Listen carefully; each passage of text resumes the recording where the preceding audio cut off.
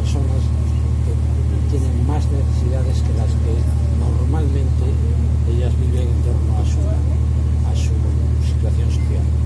Y evidentemente nos hemos brindado, y aunque haya este momento en que parezca todo que es una proyección hacia el exterior, lo que vamos a hablar con ellos, supongo que servirá, lo que nos van a preguntar servirá que vayan más informados, que reconozcan que evidentemente el trabajo que tratamos de lograr en el Banco de Alimentos, eso es un trabajo bien.